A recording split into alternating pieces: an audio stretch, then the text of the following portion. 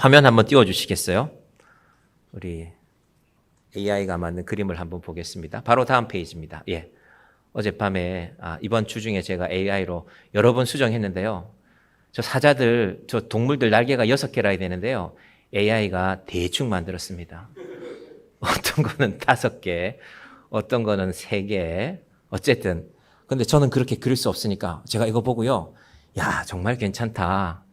근데 제가 질문을 조금 다르게 하면 또 내용이 자꾸 바뀌어요. 근데 여러 개 만든 것 중에 이게 제가 생각하는 요한계시록 4장을 제일 잘 나타내었습니다. 이리로 올라오라고 하였고요. 보좌 가운데 앉아 계신 분이 있고, 이 보좌 가운데 앉아 계신 분을 어떻게 생겼다 이렇게 말씀하지는 않습니다. 뭐 영화 배우처럼 생겼더라, 안성기처럼 생겼더라, 그렇게 나오지는 않습니다. 보좌 가운데 아저씨가 있는데 보석으로 표현합니다. 보석. 왜 보석으로 표현할까요? 사람으로 표현하지 않고. 사람도 잘생긴 사람이 있잖아요. 멋있게 생긴 이런 분들이 있잖아요. 사람은 죄인이기 때문에, 그래서 성경은 하나님을 보석으로, 그럼 하나님이 보석을 좋아하시는 분인가? 보석을 좋아하시는 것이 아니라 보석은 귀한 대우를 받잖아요. 존귀하게. 그래서 벽옥과 그리고 또 무지개, 그리고 그 앞에 놓인 이 엎드린 분들을 이렇게 표현한 것입니다. 이것이 지금 요한계시록 전체의 분위기다. 보좌에 앉으신 분이 계시고, 그리고 보좌를 둘러서 의자들이 있는데, 보좌가 또 있는데 24개의 보좌다.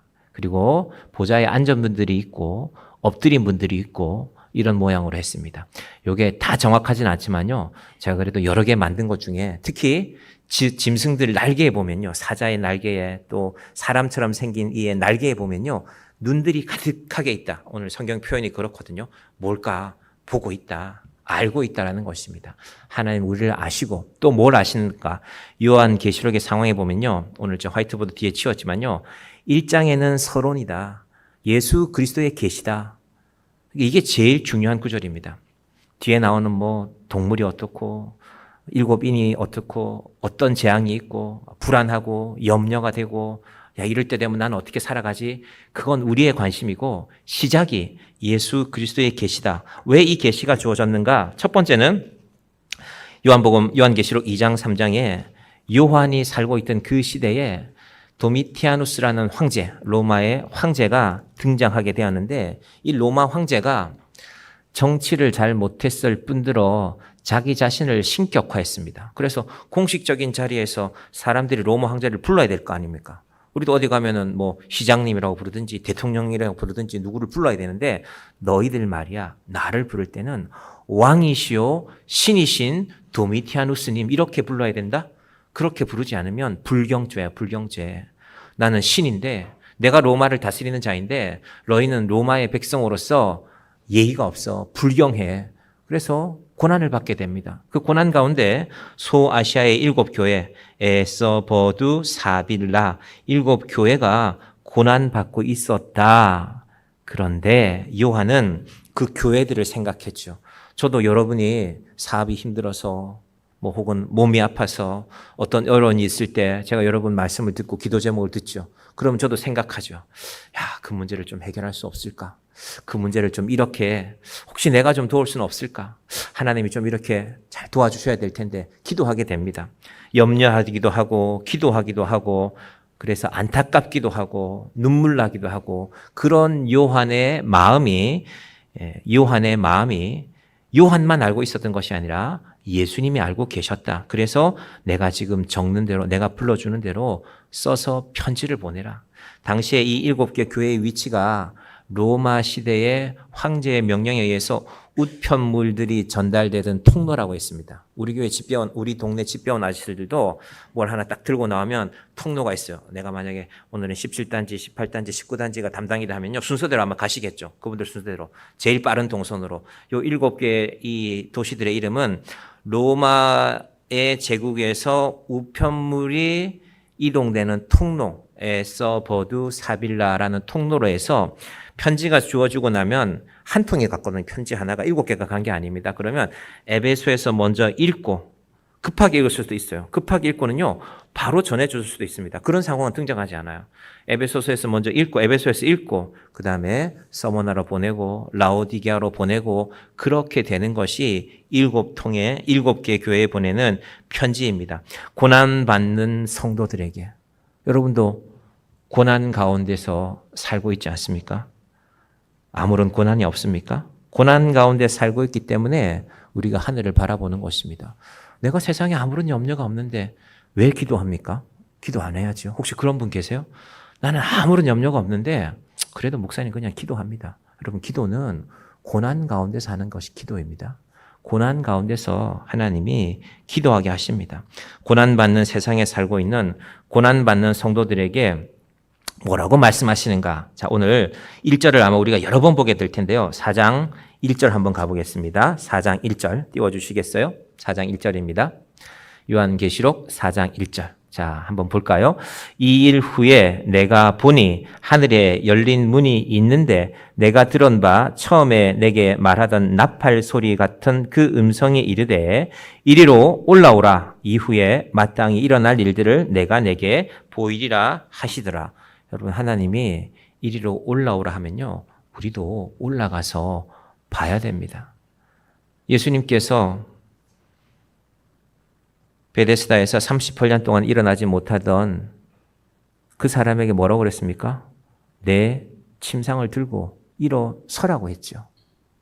만약에 그 사람이 아니 내가 앉아 있은 지가 38년인데 내 근육이 다 손실되었는데, 뭐 요즘 의학적인 용어를 쓰면 내가 근력이 약한데 어떻게 갑자기 일어납니까? 뭐 앉기라도 한번 해보고 일어나든지 해야지. 갑자기 일어서라 그러면 어떡합니까? 그러지 않았습니다. 일어났습니다. 그러면 우리도 이리로 올라오라고 했으니까 올라가 봐야죠. 도대체 무슨 일이 벌어지고 있을까? 그러니까 땅만 바라보지 말고 하늘을 바라보라는 것입니다. 하늘을 바라보고 이리로 올라와 봐라. 땅에는 7개 교회 가운데 고난과 고통이 가득하고 요한이 보기에, 사도 요한이 보기에 성도들 지금 너무 힘듭니다. 하나님 빨리 구원해 주셔야 됩니다. 속히 구원해 주셔야 됩니다. 라고 기도하고 있는데 예수님은 이리로 올라오라라고 말씀하고 있습니다. 이리로 올라오라. 도대체 왜 올라오라고 했을까? 보여줄 것이 있기 때문에 사도 요한을 올라오라고 하십니다. 올라오라고 하셔서 무슨 말씀들을 하시는가? 뭘 보여주는가? 아까 그 그림. 자, 2절부터 볼게요. 2절. 내가 곧 성령에 감동되었더니 보라 하늘의 보좌를 베풀었고, 먼저 첫 번째 보좌가 등장합니다. 우리가 보았던 하나님이 앉아 계신 듯한 그 자리, 하나님이 앉아 계신 그 자리를 먼저 보여주고 그 보좌 위에 앉으신 이가 계신데, 그런데 먼저 중요한 것이요, 성령에 감동되었더니입니다. 성령에 감동되었더니. 요한에게 하나님이 여러 가지 장면들을 보여주실 때마다요, 먼저 성령께서 함께 역사하십니다. 여러분, 그래서 기도하실 때 우리가 사실은 성부 하나님, 성자 예수님은 잘 와닿아요.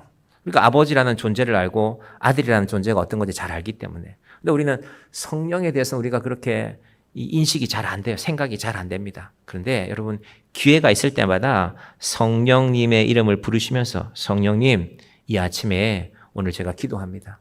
오늘 제가 예배 드리러 갑니다. 성령에 감동되는 은혜가 있게 하여 주시옵소서. 성령에 감동되었더니 보인 것입니다. 무엇이? 하늘에 보좌를 베풀었고 그 보좌 위에 앉으신 이가 있는데, 3절 같이 볼까요? 시작. 앉으신 이의 모양이 벽옥과 홍보석 같고 또 무지개가 있어 보좌에 둘렸는데 그 모양이 녹보석 같더라. 왜 제가 보석으로 표현한다고 아까 말씀드렸습니까? 사람처럼 어떻게 생겼다. 분명히 우리가 알고 있는 것은, 우리가 제일 익숙한 거는 사람이잖아요.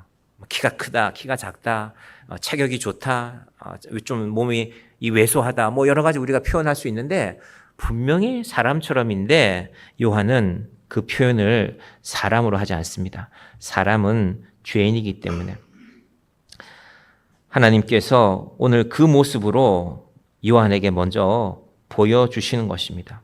여러분, 우리가 이 땅의 일들에 우리는 신경 쓸 일들이 많아요. 오늘 제가 내일이 연휴인데 그래서 토요일쯤에 떠나면 아마 하루나 혹은 이틀 자고 오기 딱 좋은데 뭐 떠나신 분들이 좀 계신가 모르겠습니다. 정확하게는 제가 뭐 다 알지는 못하겠지만 우리는 이 땅의 일들을 생각하고 6월 달을 보니까 또 달력에 빨간 날이 또 있구나. 우리 좋은 날들이 많으니까 여러 가지 계획을 할 수 있잖아요. 때로는 이 땅의 일들만 바라보면 우리에게 염려도 있고 고난이 있습니다. 잘 해결되지 않기 때문에 먼저 중요한 것은 여러분 예수님이 우리를 아신다는 것입니다. 여러분 예수님이 우리를 아신다는 것에 대해서 우리는 어떻게 반응합니까? 그렇지 예수님이 나를 좀 알아야지. 혹시 그런데 그 다음에 우리가 어떤 단서가 붙지 않습니까? 예수님 나를 알기는 하셔야 되는데 저는 모른 척 하시면 안 되는데 여기까지만 제가 책 제목은 기억나지 않지만 예수님이 우리 집에 방문하신다면 우리는 어떻게 할까? 우리의 반응은 어떨까? 먼저는 예수님 이렇게 갑자기 오시면 곤란한데요. 제가 좀 청소도 좀 하고 우리 집도 청소하고 제 마음도 좀 청소하고 그때 오셔야 되는데 예수님 이렇게 갑자기 오시면 안 됩니다. 라는 반응이 있을 것이고 또 어떤 반응은 예수님 오셨으니까 들어오기는 하시는데 여기 딱 거실에만 앉아 계셔야 됩니다. 우리 주방 보시면 안 돼요. 주방이 지금 엉망입니다. 막 음식 냄새 나고 주방 쪽으로는 오시지 말고 여기 거실에만 좀 앉아 계시면 좋겠습니다.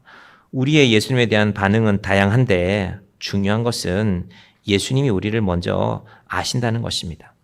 요한계시록에 있는 교회들을 아시고 요한복음에서 예수님이 만났던 사람들 우리가 지금 아침에 요한복음 하고 있는데 38년 된 병자를 아시고 그 사람의 질병을 아시고 그의 연약함을 아시고 날 때부터 맹인된 사람을 아시고 평생 한 번도 본 적이 없습니다. 빛을 본 적이 없습니다. 그래서 눈을 뜨게 하였는데 온 사람들이 기뻐해야 될 거 아닙니까? 아유 저 안 보던 사람이 보게 되었으니까 얼마나 속이 시원할까. 이 맑은 하늘을 보게 됐으니까 저 찬란한 태양을 오늘 드디어 저 사람이 눈을 뜨고 보게 되었구나. 근데 반응은 그게 아니었죠. 너 안식일에 누가 네 병을 고쳤냐? 누가 너 눈 뜨게 했냐? 질책했습니다. 그리고 결국 그 눈 뜬 사람은요 쫓겨났습니다. 그 공동체에서 종교적 공동체에서 쫓겨난 것입니다. 그것이 요한복음의 결론이었습니다.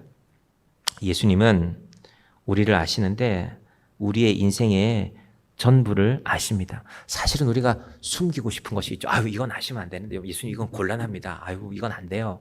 그런데 예수님은 다 알기를 원하십니다. 그리고 그 모든 것들을 고쳐가기를 원하십니다. 그런데 예수님이 우리에게 이렇게 알기를 원하시는데 막상 우리는 예수님에 대한 평가가 어떨까? 하나님에 대한 생각이 어떨까? 지난 시간에 제가 유진 피터슨 말씀드렸잖아요.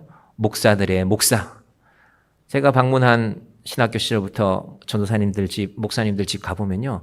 유진 피터슨의 책이 없는 집은 못 본 것 같아요. 제가 수십 집은 아마 가봤을 겁니다. 역시 이분의 책에도, 이 서재에도 유진 피터슨의 책이 꽂혀 있구나. 그래서 목사들의 목사로 불리는 분인데 이분이 70세가 될 때 은퇴하면서 책을 하나 썼는데 자기 삶의 기록들을 이렇게 남겼습니다. 나는 평생 신학교에서 가르쳤고 또 목회자로 살았는데 그래서 내가 설교를 꽤 많이 했고 책을 꽤 많이 썼기 때문에 사람들이 내 책을 읽고 하나님을 잘 알게 되었다고 생각했다. 하나님이 어떤 분인지, 성경이 어떤 책인지 그렇게 나는 믿고 있었는데 내가 70세에 가까워졌을 때 깨닫게 된 것이 있다. 그것은 사람들은 내가 생각하는 것만큼 하나님에 대해서 그렇게 관심이 없고 성경에 대해서 잘 알지 못하고 믿음에 대해서도 별로 관심이 없다는 것을 알게 되었다. 이걸 들어보면 여러분이 마음 아프겠지만 더 중요한 얘기가 그 다음에 나왔죠. 문제는 목사들에게 있었다. 여러분 시원하지 않습니까? 그렇지. 목사님이 문제였네. 5월 달에 지금 제가 요한계시록 말씀을 전하고 있는데 아마 제가 이렇게 하는 걸 다른 교회 목사님들은 혹시 잘 이해하지 못하고 있는, 이해를 잘 못하겠다는 분들도 계세요. 아니 요한계시록 할 거면 가을쯤에 해야지. 10월 달이나 11월 달에 너무 춥기 전에 그때쯤. 저도 제 생각에도 그때쯤 요한계시록을 말씀드리는 게 좋다고 생각합니다. 시기상. 이제 날씨도 더워질 텐데 우리 집중력도 떨어질 텐데 그럼에도 불구하고 우리가 5월을 가정의 달이라고 부르는데 우리 가족이 예수 잘 믿고 구원받는 것보다 더 중요한 일이 어디 있습니까? 우리 가족이 누군가 기회를 줘서 세계 일주를 같이 하면 좋겠죠. 멋진 일이겠죠. 그것도 좋은 선물이지만 저는 우리 가족이 요한복음에 등장하는, 요한계시록에 등장하는 예수를 믿는 사람들이, 그래서 하나님 안에서 함께하는 이들이 되기를 바랍니다. 요즘 세상 사람들의 이 문화 가운데 또 다른 것들, 결혼식 문화도 많이 변해가지만 장례식 문화도 점점 변해갑니다. 우리가 보통 알고 있는 그 장례식, 발인은 언제고, 묘지는 어디다 쓰고, 그거 이제 점점 없어져 갑니다. 그게 무슨 소용이 있냐? 사실은 기독교적으로 보면 그건 좀 더 가깝게 맞는 말인데, 지금 세상은 그런 허례 허식 하지 않겠다. 나 조용히 세상 떠나겠다. 물론 이제 난 그런 거 반대하는데, 그래도 한 사람의 죽음을 우리가 알아야지. 예수님께서는 우리를 잘 아시는데, 우리의 깊은 속마음을 아시고, 특히 우리가 이 자리에 모였다면 저는 여러분에게 하나님에 대해서, 성경에 대해서, 믿음에 대해서 가르치는 것보다 더 중요한 일이 없기 때문에 이 5월에도 저는 이 말씀을 여러분들에게 드립니다. 특히 우리의 믿음에서 사람이 차지하는 비중이 크죠. 여러분, 사람이 차지하는 비중 큽니다. 교회가. 근데 여러분, 사도 바울이 이 부분에 대해서 데살로니가 교회에 보낸 편지 가운데요, 이런 내용이 있습니다. 3장 2절인데요. 데살로니가 전서 3장 2절. 화면에 있으면 띄워주시고요. 또한 우리를 부당하고 악한 사람들에게서 건지시옵소서 하라. 이제 이 내용은요, 부활의 문제에 대해서 잘못 이해하고 있는 사람들을 주로 대상으로 한 것인데, 근데 이제 저 본문 그대로 읽어보면 부당하고 악한 사람들에게서 건지옵소서 하라. 사람들 때문에 너희 믿음이 방해받으면 안 된다. 믿음은 모든 사람의 것이 아니니라. 저게 연유가 뭐냐 하면요, 바울이 전한 복음이 맞는데 예수 그리스도의 보혈로 십자가의 죽음과 그 죽음을 믿는 자, 그리고 그의 부활을 믿는 자가 부활을 얻는 것인데, 사람들이 자꾸 와서 유대인들의 전통을 지켜야 된다, 할례 받아야 된다. 여러분, 오늘날 우리가 이 시간에 이 일이 많지 않은 분들이 오늘 제 설교를 듣고 계신데도 불구하고요, 듣는 우리의 반응은 다 다양합니다. 그래서 바울이 사람에 의지하는 믿음은, 참된 믿음은 모든 사람의 것이 아니다. 이건 다르게 해석하면요, 사람들을 따라 믿음의 갈래가 나눠지면 참된 믿음의 사람은 소수가 될 수밖에 없다라는 것입니다. 교회를 구원의 방주라고 부르지 않습니까? 구원의 방주라고. 구원의 방주라는 이 방주는 성경에 다른 의미들도 있지만요, 노아의 방주를 우리가 놓칠 수가 없죠. 노아의 방주 속을 한번 생각해 보십시오. 우리가 노아의 방주에 탔습니다. 누가 같이 타고 있습니까? 동물들도 타고 있습니다. 노아의 가족들과 더불어. 저희 집에 고양이 한 마리가 있는데, 그 자그마한 고양이 한 마리, 걔가 조용하면 응가를 하고 있는 시간이거든요. 묘한 냄새가 나요. 아, 이놈이 응가를 하는구나. 고양이 한 마리 그거 치우는 것도요, 냄새가 나는데 노아의 방주에는 도대체 얼마만큼 냄새가 났을까요? 코끼리도 있었을 거 아닙니까? 그 당시에 살아있는 동물들 다 종류별로 들어갔으니까. 그러니까 여러분, 교회를 들어오실 때요, 교회는 냄새가 난다라는 걸 전제하고 오셔야 돼요. 우리는 하얗게 칠해놨으니까 깨끗한 교회구나. 겉은 깨끗하지만요, 우리 각자는 죄인입니다. 우리가 죄인으로 모인 것입니다. 그래서요, 사람을 자꾸 중심에 두시면 안 돼요. 요한계시록이 1위로 올라오라는 말은요, 딱만 쳐다보지 말라는 겁니다. 에베소 교회, 서머나 교회, 라오디게 교회 다 문제가 있는데 그 문제에만 매여 있지 말고 올라오라는 것입니다. 올라와서 하나님 앞에서 이 일을 바라보라는 것입니다. 그래서 요한계시록 4장과 5장의 핵심 주제는 심판의 주권이 누구에게 있냐면요, 하나님께, 또 어린 양 예수님에게 있다라는 것입니다. 그것을 알고 6장으로 넘어가야 됩니다. 그걸 모르고 6장으로 넘어가면, 여러분 6장 가면 막 무서운 얘기들이 나와요. 막 붉은 말 탄 사람이 나오고 검은 말 탄 사람이 나오고 막 칼을 던지고 활을 가지고 있고, 그러면 전쟁 난다는 얘기인데, 경제적인 기근에 대한 내용들이 쭉 나옵니다. 또 사망에 대한 비유들이 나옵니다. 아유, 무서워라. 무서워서 어떡하지?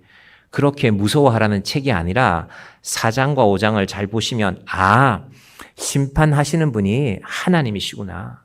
내가 하나님을 믿는데 내가 하나님의 자녀인데 이건 내가 염려할 일이 아니구나. 그러나 심판은 반드시 있구나. 이거 내가 잘 알고 살아가야 되겠구나. 이것이 우리의 믿음이 되는 것이 요한복음 4장과 5장의 주제입니다. 누가 심판하시는가? 그걸 알고 나면요. 여러분 똑같은 칼이라도 내가 잘 모르는 사람이 우리 집에 들어오는데 칼을 하나 들고 들어와요. 큰일 난 거잖아요. 강도잖아요. 강도. 그런데 똑같은 칼인데 주방에서 내 어머니가 들고 계세요. 내 아내가 뭐 하는 겁니까? 요리하는 거 아닙니까? 우리가 그 사람을 믿어요. 신뢰해요. 예수님을 믿기 때문에 예수님이 하시는 심판이기 때문에 우리는 염려할 것이 아니라 유심히 살펴보는 것입니다. 이 계시의 말씀을 읽는 자와 듣는 자와 그 가운데 기록한 것을 지키는 행하는 자들이 복이 있다는 그 말씀을 믿고 요한 계시록을 바라보는 것입니다. 그렇다고 해서 제가 이제 청년들하고 이 요한 계시록으로 수련회 할 때 그럼 목사님 우리는 신나게 지켜봐야 되겠네요? 그건 아니죠.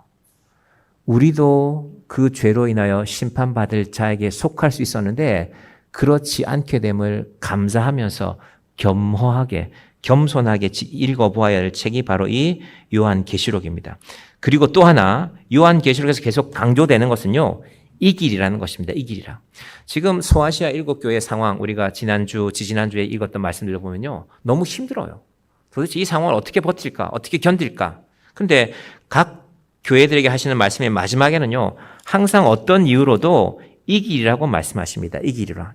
오늘 우리 10시에도 보았는데요. 예를 들면 에베소 교회는 2장 7절 말씀해 보시면요. 여기는 없습니다. 귀 있는 자는 성령이 교회들에게 하시는 말씀을 들을지어다.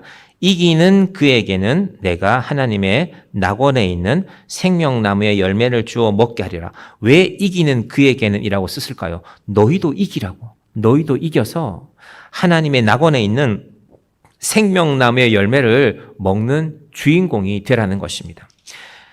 보좌에 관해서 말씀드리면요. 이제 다시 4장 1절로 가보겠습니다. 4장 1절입니다. 시작.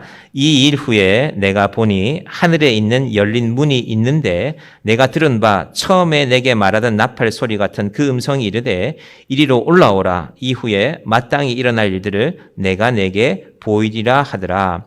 이리로 올라오라는 말씀도 중요하고 그런데 먼저 나왔던 열린 문이라는 의미도 중요합니다. 여러분의 인생에 목사님 나는 사방의 길이 다 막혔습니다. 망했습니다. 요즘 젊은 사람들이 자주 쓰는 말 중에 폭망이라는 말이 있더라고요. 폭망. 폭삭 망했다고 아마 폭망이라고 부르는 것 같아요. 지금 젊은이들은 비교적 부유한 시대를 살아가는 것 같은데 이게 상대적으로 비교하면 또 그렇지가 않거든요. 그죠? 우리가 지금 상대적인 비교 때문에 박탈감이 많지 않습니까? 제가 지난번에 사역하던 교회에 이게 삼성전자에 다니던 분들이 있었는데 그분들끼리 이제 막 자기들 어떤 그 분야를 부르는 말들이 있더라고요. 저는 그게 뭔지 몰랐는데 나중에 알고 보니까 저는 DX입니다. 뭐 또 DS입니다. 이렇게 불러서 도대체 이게 무슨 말이냐. 뭐 삼성전자면 전자고 반도체면 반도체지. DX라는 말이요. 제가 휴대폰이 있는데 이걸 이제 도구니까 디바이스라고 부르거든요. 우리는 이 도구를 갖고 디바이스가 도구라는 말인데 뭐 전화도 걸고 뭐 정보도 찾아보고 그래서 디바이스를 경험한다. 익스피리언스라는 말이 붙으면 DX라고 부르는데요. 지금 삼성전자에는 요거 휴대폰 만드는 사람도 있고요. 또 이제 분야가 다양하죠. 뭐 세탁기, 뭐 텔레비전. 제가 잘 아던 그분은 그 집사님은요. 이 분야였어요. 이 중에서 이분은요. 물류를 담당했어요. 그러니까 그분은 컨테이너 하나에다가 뭐 이제 지금은 세탁기 공장이 거의 다 미국으로 간 것 같은데 세탁기 몇 대 놓고 그 틈이 몇 센치인데 높이는 몇 센치 거기다가 50인치 텔레비전을 몇 개 넣을 수 있고 막 이런 걸 연구해서 이제 물류를 보내는 분인데 이분이 그러더라고요. 집사님은 삼성전자 다니시니까 연말 되면 보너스가 많겠네요. 누가 그걸 물으니까 DX는요, 저희는요, 반도체에 비하면 아무것도 아닙니다. 그게 이번에 이슈가 됐잖아요. 아마 어떻게 결정될지는 모르겠지만요. 그러니까 뭐 올해를 기준으로 하면은 반도체 분야에 근무하는 사람들은 아마도 6억 정도를, 뭐 어차피 우리 돈은 아니니까 6억 정도를 받을 건데 문제는 그 돈을 다 함께 나눌 것인가. 엄청 많죠, 직원이. 제가 듣기로는 저한테 알려주신 분이, 목사님, 우리 사무실 얼마나 크냐 하면요. 700명이 한 공간 안에 있다고 그래요. 700명이. 와, 도대체 건물이 얼마나 크게 700명이 앉아 있을까? 700명이 한 공간 안에서 근무하는데 그 영역들이 각자 다르다는 것이죠. 그런데 반도체 하는 분들은요, 그걸 왜 우리가 나눠? 반도체는 우리가 만들었는데, 여러분, 같은 회사 이름을 달고 있어도 사람들의 생각은 달라집니다. 그래서 세상의 일들은요, 세상에서 잘 평화가 찾아지지 않습니다. 잘 되기를 바라지만 우리 국가를 위해서도 중요한 문제니까, 그래서 이 젊은이들이 요즘에 상대적인 박탈감을 느끼고 있죠. 여러분, 그래서 내가 좀 더 많이 소유하는 것으로 우리는 사실은 세상의 문제를 해결할 수 있다고 믿습니다. 여러분, 그렇게 믿지 않습니까? 이게 목사님이 지금 우리를 지금 막 유혹하는구나. 이럴 때 내가 정신 차리고 아멘 하면 안 되지. 예, 여러분 마음속으로 대답하시면 됩니다. 세상은 그것을 믿습니다. 그래서 내 소유가 많아져야, 내가 자유로워져야 사실은 그것이 세상이 말하는 구원 아닙니까? 근데 그 문제 앞에서 하나님은 권력도 경제적인 문제도 이 땅의 일들도 해결되지 않는다. 그래서 이리로 올라오라고 말씀하는 것입니다. 올라가려면 열려 있어야 되잖아요. 열린 문이 있다는 것입니다. 이거 에스겔에 나오는 말씀 그대로 인용한 것인데요. 우리 인생의 문제 앞에도 우리가 생각하기에 답답합니다. 답이 없는 것 같아요. 이게 해결이 안 될 것 같아요. 근데 열린 문을 기억하시길 바랍니다. 내가 이 땅에서 도무지 소망이 없는데 하나님께서 하늘을 열어서 내게 보여줄 것이 무엇인가? 하나님, 내가 오늘 이 예배가 그 하나님의 열린 문을 바라보기를 바랍니다. 그런데 보기는 쉽지 않습니다. 제가 어제 이 설교 준비하다가요, 이 한 주간 동안에 제가 이 역사책을 좀 읽게 되었는데 역사 말씀을 함께 드리고 오늘 설교를 마무리하고 싶습니다. 우리가 1919년 3월 1일에 독립운동했다는 건 우리가 다 들었잖아요. 저 서울의 파고다 공원에서 탑골 공원에서 모여서 많은 사람들이. 근데 그게 3월 1일로 끝난 건 아니었습니다. 3월 1일에는 서울에 시작이 되었고 그 운동이 전국으로 펼쳐져 나갔습니다. 그때 사람들이 생각했죠. 여러분이 지금 우리가 1919년도에 살고 있다고 생각해 봅시다. 일본이 강하고 일본 경찰들, 일본 헌병들은 옆에 칼을 차고 있고 심지어 학교에서도 칼을 차고 가르쳤죠. 저런 자들 앞에, 그리고 일본이 저 큰 청나라도 이겼대. 일본이 저 광활한 아시아와 유럽에 걸쳐서 세계에서 제일 큰 영토를 갖고 있던 러시아도 일본이 이겼다는데 1904년에 러일 전쟁을 일본이 이겼거든요. 이제 러일 전쟁 이기고 나서 본격적으로 일본이 자신감이 붙었습니다. 이제 조선은 우리 거다. 아무도 우리가 조선을 갔는데 방해할 사람은 없다.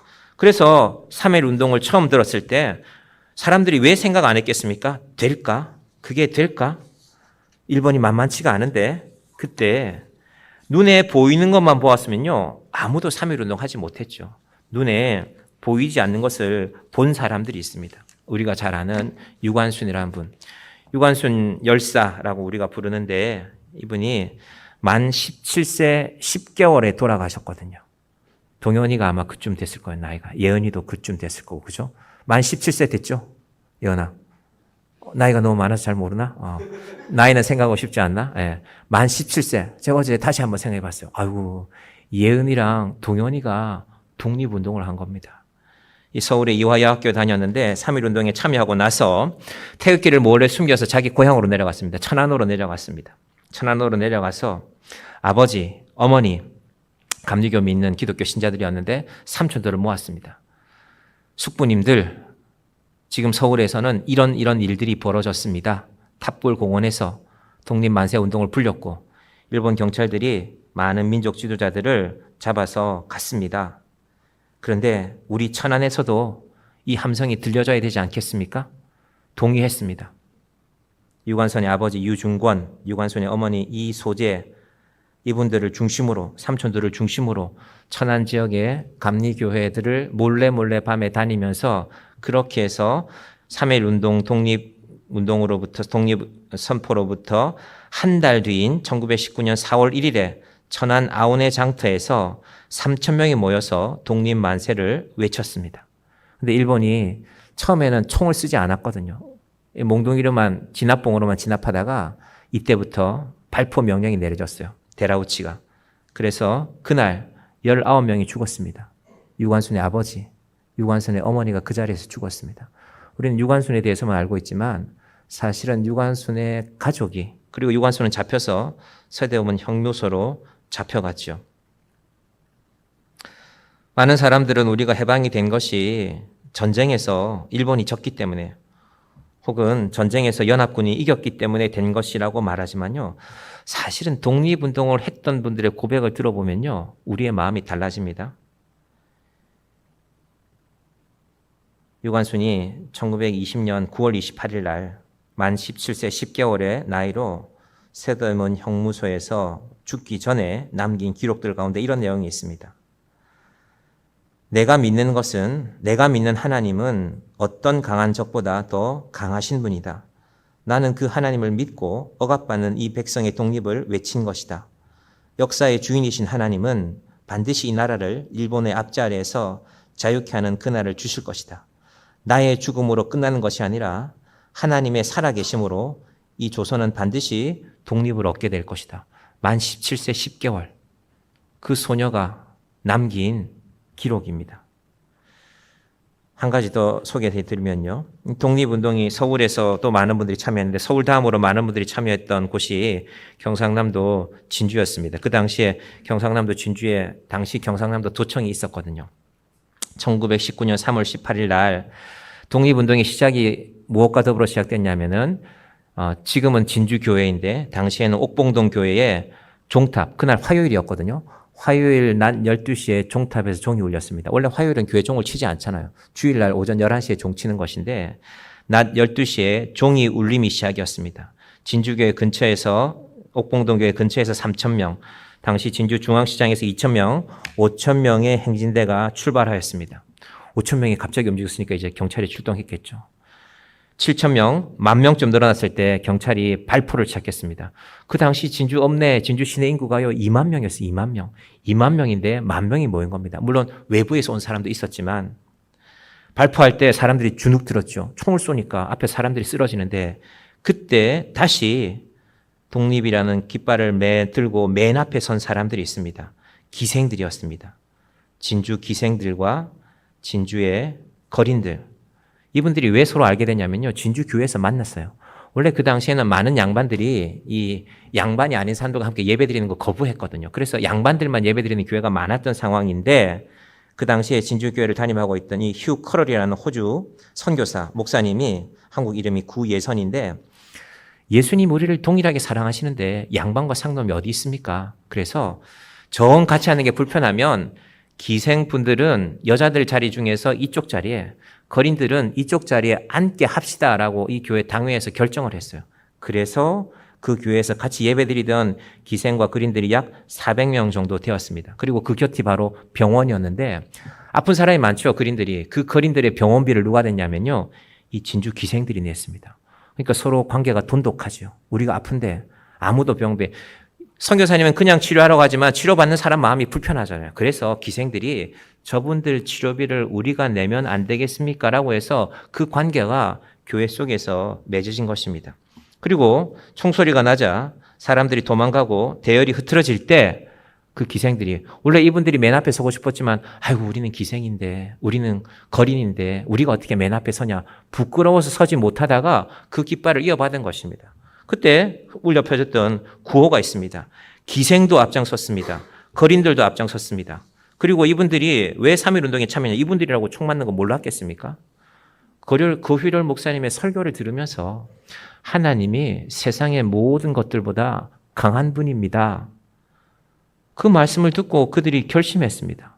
그래서 그들이 앞장섰고 기생들이 나서는데 우리가 숨어 있을 수 없다. 다시 사람들이 몰려나오기 시작해서 그날 밤에 일본 경찰이 통계를 보니까 3만 명 이상이 참여했다. 그래서 서울 다음으로 제일 많은 사람들이 참여한 3.1운동의 집회로, 독립운동의 집회로 남게 되었습니다. 여러분, 믿음이라는 것은요, 보이지 않는 것을 보는 것입니다. 그럼 우리가 온통 보는 것에 매여 있지 않습니까?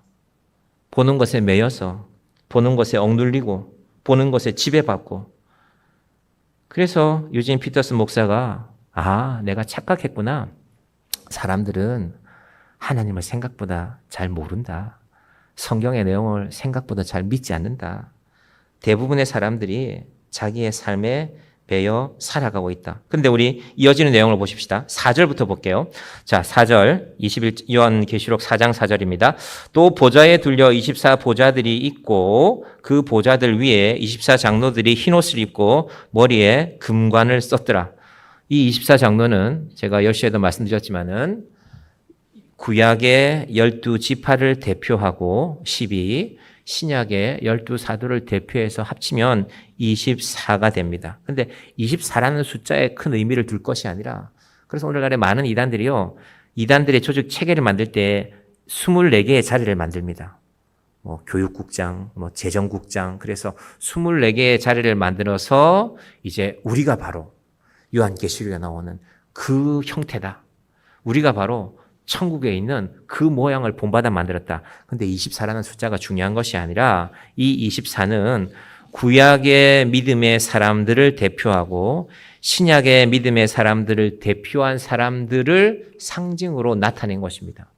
24라는 숫자가 중요한 것이 아니라 믿음이 중요한 것입니다. 근데 우리가 구약을 한번 생각해 보십시다.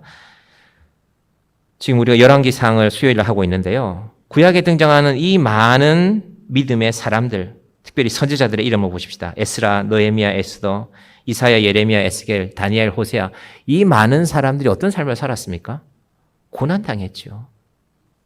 고통당하고 심지어 제가 이사야의 죽음에 대해서 이스라엘의 전성을 어떻게 소개시켜 드렸습니까? 이사야가 하도 자기를 괴롭히니까 나이 많은 이 할아버지가 도망가다가 통이 비어있는 나무를 발견했어요. 통이 비어있는 나무를 발견해서 내가 저기 좀 숨어야 되겠다. 나이 든 할아버지가 뛰어다니다가 나무 틈에 숨으니까 숨을 헐떡거렸겠죠. 뒷자 쫓은 사람들이 몰랐겠습니까? 유다 왕이 그 모습을 보고 뭐라고 했습니까?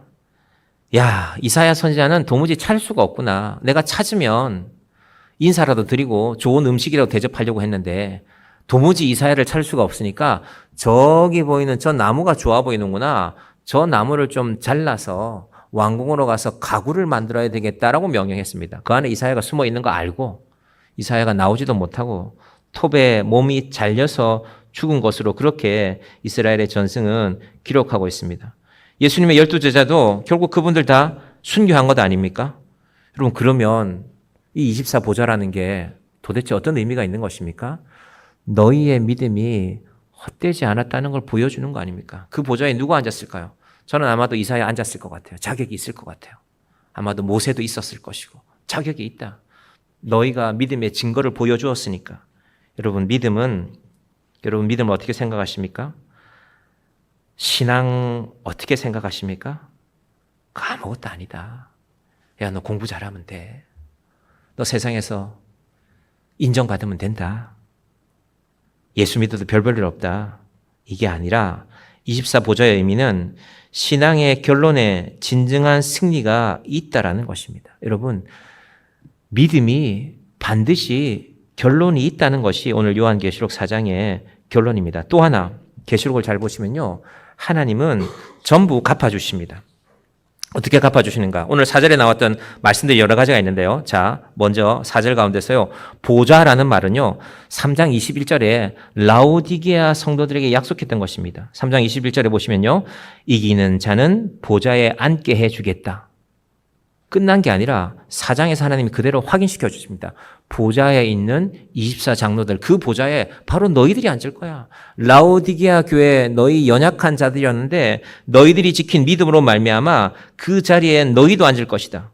3장 5절에는요. 사대 교회에 대한 말씀이 있는데 어떤 말씀이 있는가? 자, 예수의 이기는 자는 이와 같이 흰옷을 입을 것이요. 방금 우리 4절에 뭐라고 나왔습니까? 보좌들 위에 24 장로들이 흰옷을 입고 예수의 보혈로 깨끗하여진 너희에게 하늘의 보좌가 마련되어져 있다라는 것입니다. 마지막 우리 서머나 교회 볼까요? 내가 죽도록 충성하라. 그리하면 내가 생명의 관을 내게 주리라. 4절 다시 보십시오. 오늘 본문 4장 4절 흰옷을 입고 머리에 금관을 쓰고 앉았더라. 아, 이 말씀들이 이 약속들이 사라지지 않았구나. 그럼 오늘 우리도 이 자리에 앉아 있습니다. 우리 교회 의자가 80 몇 개가 있는데 80 몇 개의 의자가 전부가 아니라 하나님께서 나를 위하여 하늘에 예비하신 보좌가 있다는 것입니다. 여러분 그 보좌가 우리의 보좌가 되기를 바랍니다. 여러분, 교회에 의지하는 않는 사람이 바뀔 수가 있어요. 그죠? 우리도 사람이 자꾸 바뀌어갈 수가 있습니다. 그러나 하늘에 있는 그 보좌의 그 자리는 이제 우리는 거기 앉으면 영원히 앉는 것입니다. 그 보좌의 주인이 바로 저와 여러분이 되시기를 바랍니다. 정리하면요, 하나님은 약속에 신실하신 분입니다. 그래서 땅만 바라보지 마시고 이리로 올라오시는 말씀을 듣고 하늘을 바라보는 믿음의 사람들이 되시기를 바랍니다. 여러분, 제가 유관순 이 열사에 관한 이 내용들을 읽어보다가요, 야, 참 부끄럽구나. 나는 그 사람만 독립운동하다가 죽은 줄 알았는데 그분의 아버지가, 그분의 어머니가 17살 딸의 이야기를 듣고, 딸아, 네 이야기를 들어보니 우리도 그 일을 해야 되겠구나.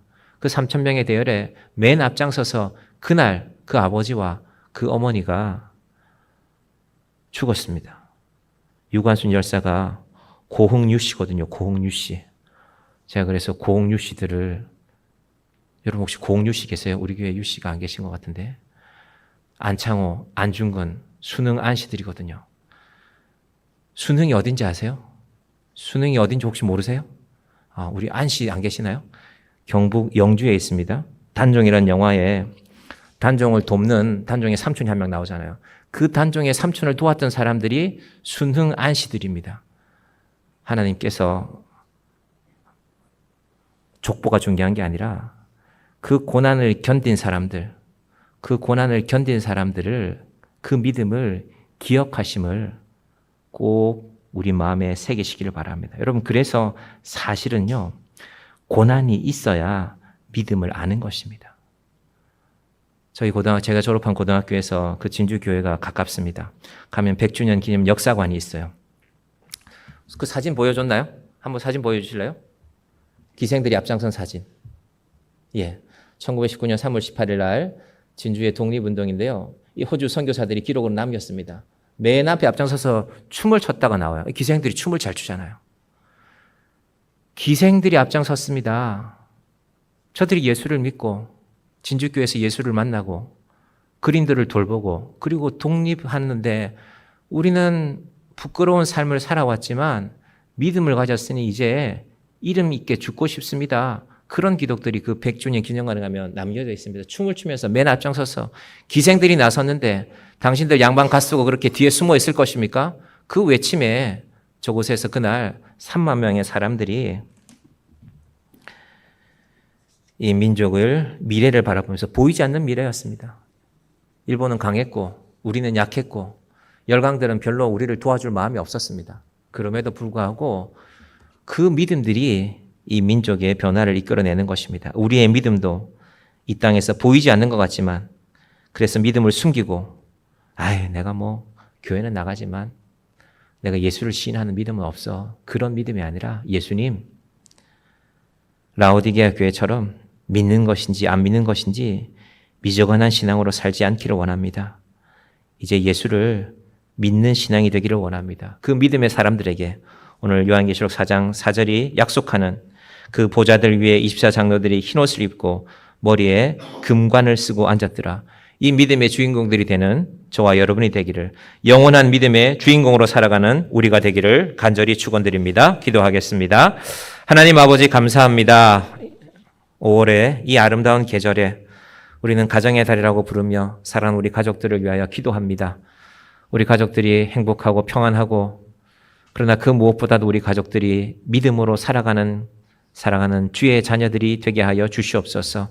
우리가 가족들과 많은 이야기를 할 수 있는데 믿음의 이야기를 나누게 하여 주시옵소서. 사랑하는 딸아, 사랑하는 아들아, 사랑하는 손자, 손녀들아, 사랑하는 형제, 자매여, 너의 인생이 믿음에 거하기를 원한다.